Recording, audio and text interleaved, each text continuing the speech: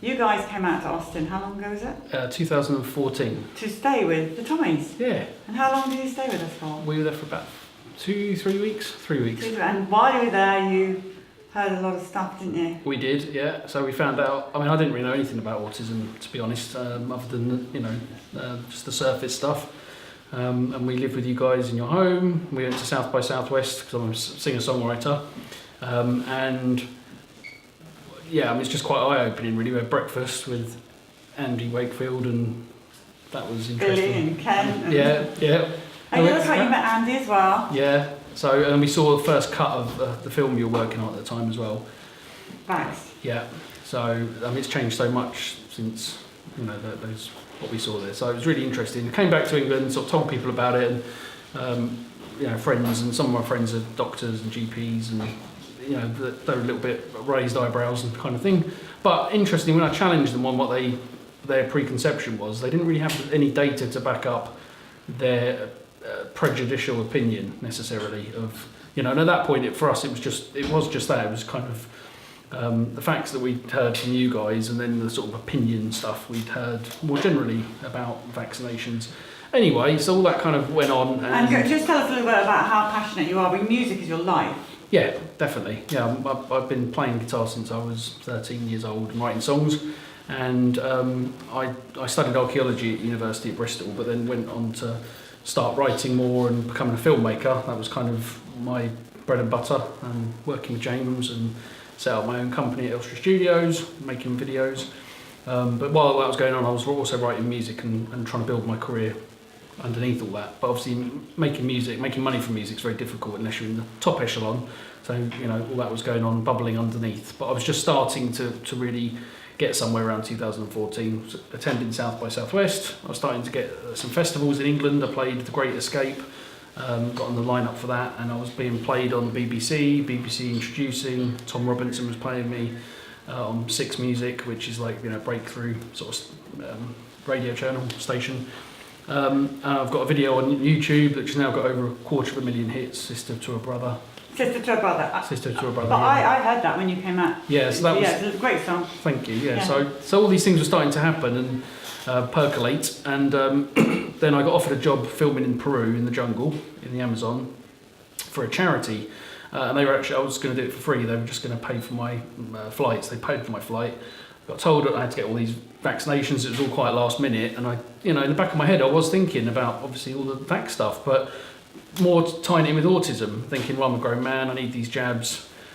They hit me with 4 injections all at once. They gave me yellow fever, typhoid, Hep B, and rabies, 2 in each arm. And then I felt I couldn't actually. When I had them done, I had to lay down. And the doctors, I nearly fainted, and they put me on a bed, and they offered me tea and all this kind of stuff. And I was there for quite a while before I could feel well enough to stagger back to work over the road to the Elstra Studios. During that whole week, I felt awful, had a fever, didn't feel good at all. Went back for my second rabies jab of 3 the week later. Told the nurse I didn't feel well. They hit me with the jab, and then 3 hours later, I lost my hearing in my right ear completely, totally deaf. I woke up in the middle of the night with tinnitus, screamingly loud tinnitus. I thought it was my alarm clock. I was trying to turn my phone off. And Sam was in bed with me, and I was panicking, and I said, I can't hear anything. Completely deaf, just this digital, terrifying noise. Went straight to the doctor's the next morning. He'd done a bone sort of test with air and with a hammer to see if I could hear anything, and he just looked terrified and said, you need to get emergency help for this straight away. Which didn't, they gave me an ENT referral which didn't arrive for weeks, but I have a friend who I didn't trust them, to be honest, and went straight to my mate who got me into his hospital, into the ENT department. They got me on steroids.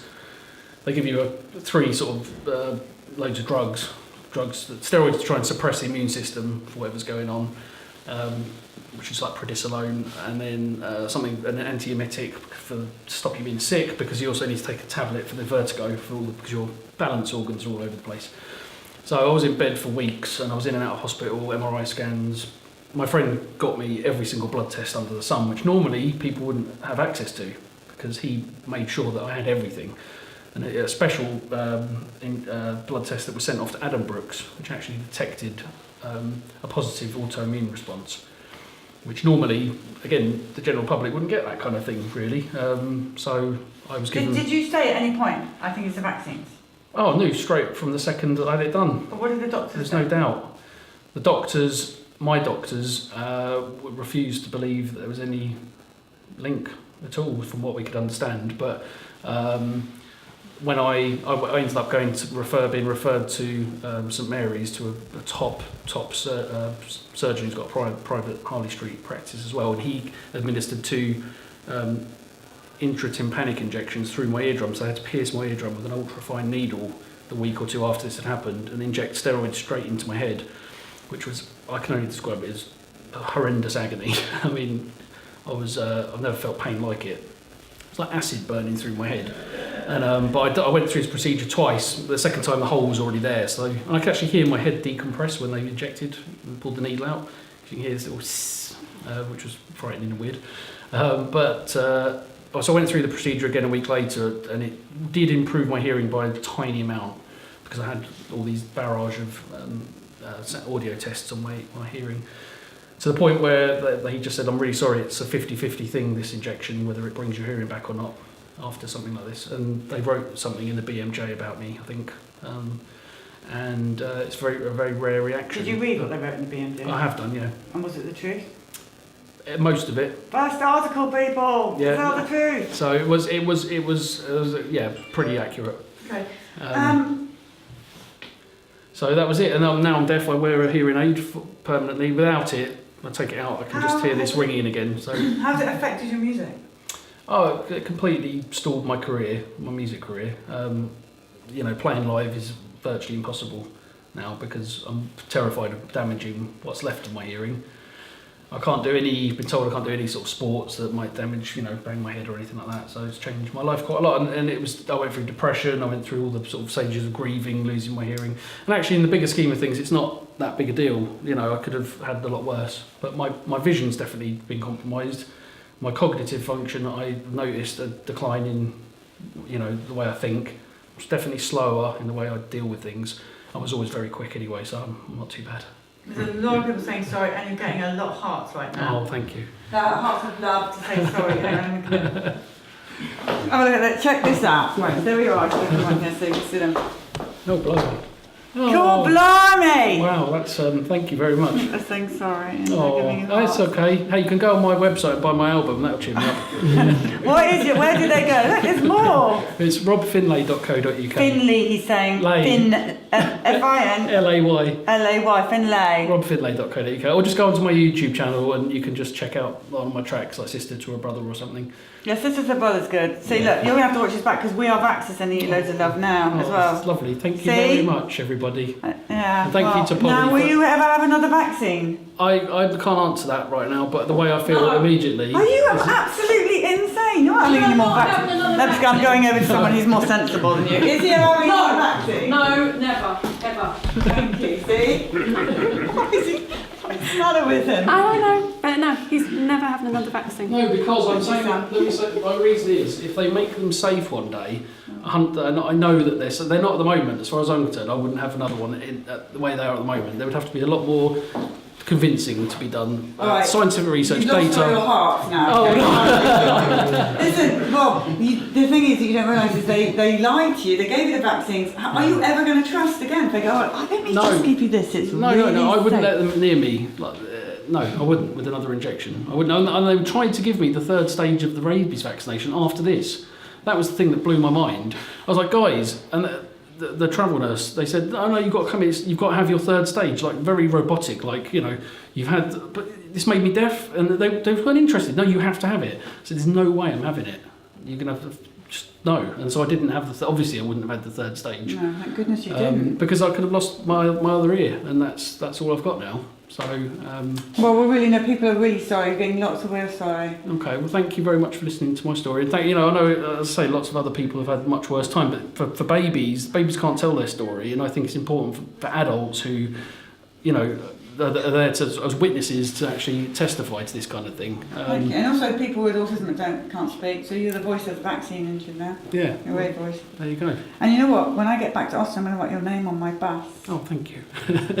We'd love to come and visit again soon. Yes, you must come out and visit again. It's weird how things work out in life. You know, had I not met James, your brother, and then worked with him, and then come to meet you, and then this would happen. Breakfast with Andy Wakefield. Yeah, it's I mean, bizarre. come on. It is really weird. Sam was saying when we were here earlier that what the chances, the coincidence, is very strange. Well, if you come back out to the music festival, these two I know go.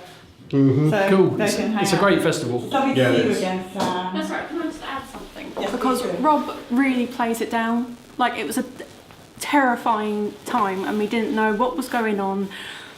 It was only because of our friend, who I won't name him, but he's an absolute hero to me. And I know he is to Rob, because I strongly suspect he would have gone completely deaf if he had not had that help and instant treatment. Because the letter from his general doctor didn't come through for 3 weeks. It would have been too late. So thank you to everyone that did help us, and just, be careful and don't get vaccines. Oh my gosh, you've changed. I know. You. Oh, you're lovely. Right, take this. No, this, because this has all of our contact on, so when you come out, so if you can't get hold of me, there's Bella Yeah, as well.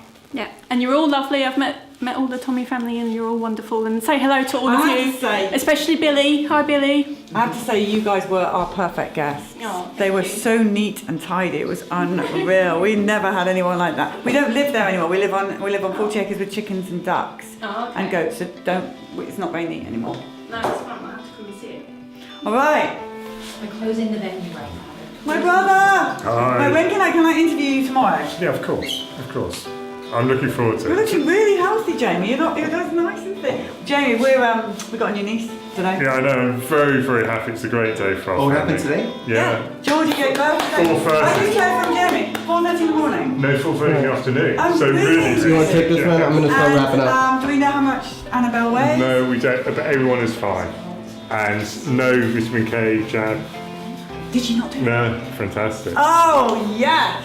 So We absolutely are really going on nothing. this. Yeah. Okay, good stuff. That's fantastic. I'm so excited. Well, that means that Periscope and we are back. You get to meet a new baby on Sunday, I think. Yeah, brilliant. Okay, and all right, I'm coming off now. I think 'cause we've got to get out of here really, really fast. All right. But wonderful day, everybody. Hi,